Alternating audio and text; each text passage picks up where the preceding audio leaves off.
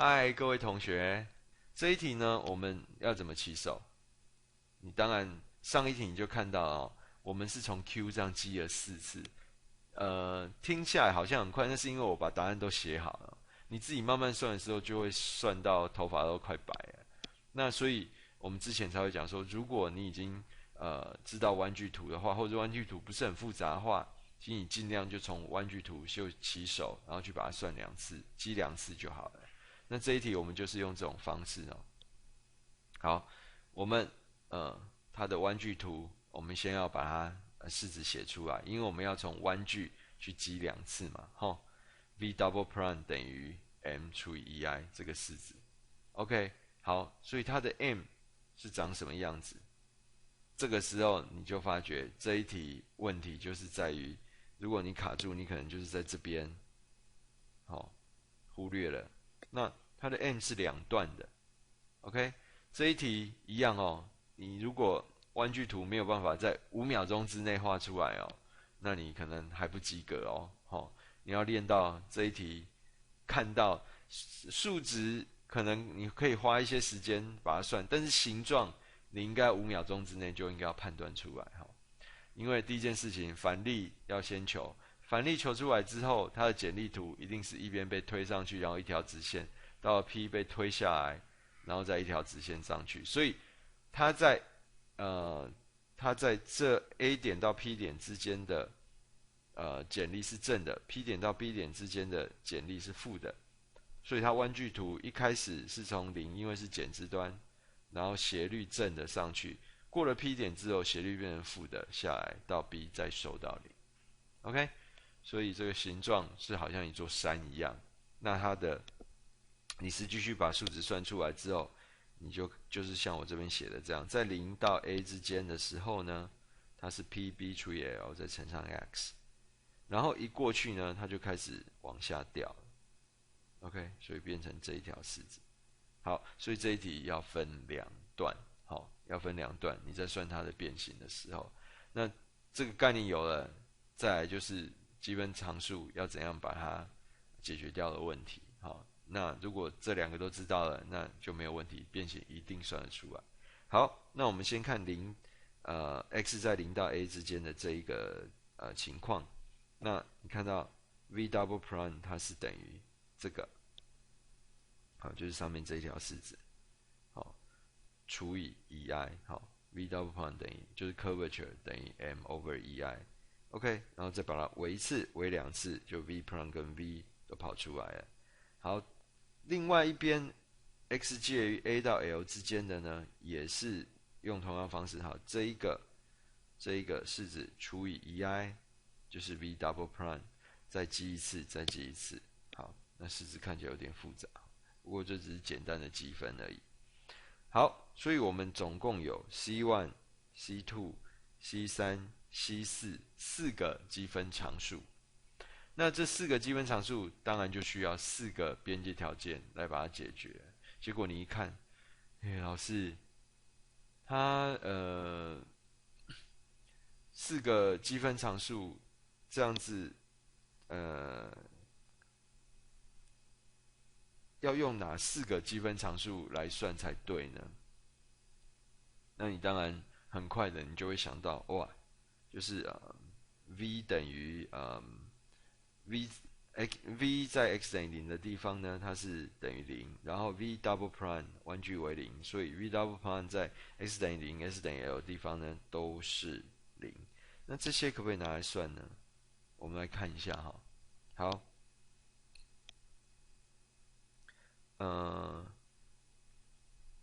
，C1 跟 C2 看的都是这一边的，看的都是这一边的。OK，那你的我们说，因为我们今天是从弯句开始起手哦，弯句开始起手算的话，你的弯句的边界条件有没有用？就没有用，为什么？你看这个 v double prime 这个式子有没有未知数？有没有积分常数？根本没有，因为我们是从它开始算的。好，所以你当场就少掉一个可以用的边界条件。好，所以边界条件 v double prime 边界条件不能用，所以你只剩下 v 可以用。哇，那你说老师完蛋，我有4个积分常数，结果我这一题只有2个边界条件，就是 v of x 等于0的时候，跟 v of x 等于 l 的时候，它都是0，只有2个边界条件诶。那我有4个积分常数怎么办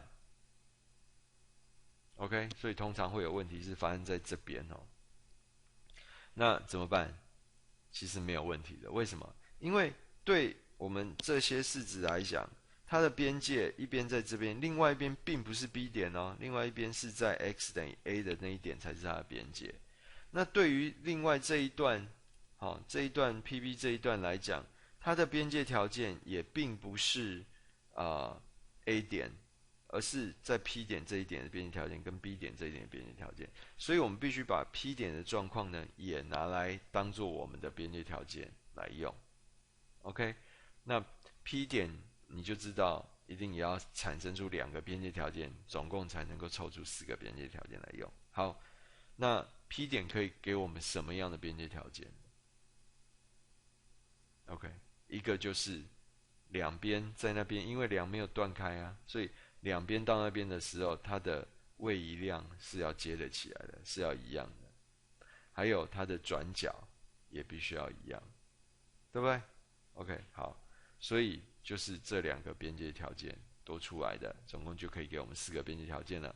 好，所以你看边界条件的部分，第一个 x 等于 a 的时候呢，它A 点就是这个这一点右边一点的左边一点的转角跟右边一点的转角必须要一样，在那一点的时候呢，必须是要接得起来的。OK， 所以意思就是说，你把这一条式子带 x 等于 a 的时候，跟这一条式子带 x 等于 a 的时候呢，值必须要一样的。好，所以带进去就变成这样子。OK， 原来 C1 等于 C3。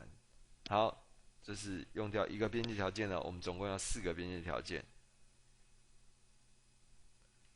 再来，第二个呢，就是x 等于 a 那一点左右两边这个变位的位置是一样的，所以呢，你就是把这一条式子带 x 等于 a 要等于这边这一条式子带 x 等于 a， 那一带你就可以知道 C2 跟 C4 的关系原来也是相等的。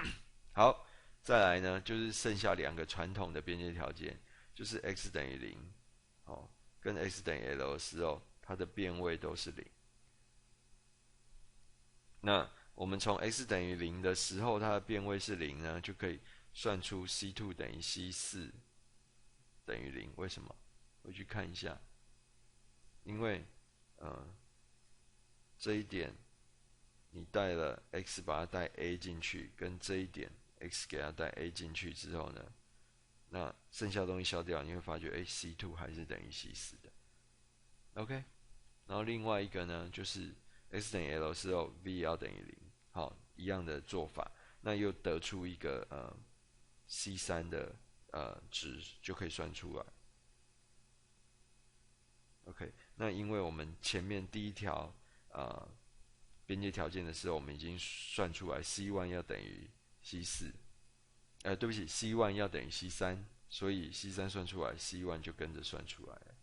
好，所以呢，我们就4个积分常数通通都有了。所以我们的 v 的方程式当然也就没有问题可以算得出来。那一样，我如果再问你说，请问这一个梁它的最大变形是发生在什么地方？那你就又要去找 v' 等于0的那个状态 ，v' 等于0的状态。那你要小心哦。就是这一题呢，我们就是按照这一张图的假设好了，它是 a 比 b 长。好，如果是 a 比 b 长的时候呢，那个斜率等于0的情况是会发生在 AP 的这一段的某个地方哈。不会在那个斜率等于0的地方不会在这一段。如果 b 比 a 还要短的话，好，所以这一题我们假设 a 比 b 还要长，然后我们知道其实斜率等于0会发生在 AP 那一段，所以我们就是把这一条式子让它等于0，然后去求出它的v prime 等于0到底是在什么地方。好 ，v prime 等于0，好，就前面这一条式子，好，如果我们叫它 a 的话，那就是我们是要带 a 那一条式子哦，好 ，v prime 等于0，然后呢 x 就可以算出来是在这个位置，好，那当然这是假设 a 大于 b 啊，然后我们再把这个呢带回哪一条式子？带回这一条哦，你不要去带这一条 ，OK？ 因为它现在是发生在这之间 ，OK？ 不要带错了，带进去你就可以算出来 v maximum 是这个大小，然后它是当然就是向下。那一个特殊的情况是，如果你的那个力量呢是加在这个减质量的正中间，那你得到的变位就是 PL 3方除以48EI，OK？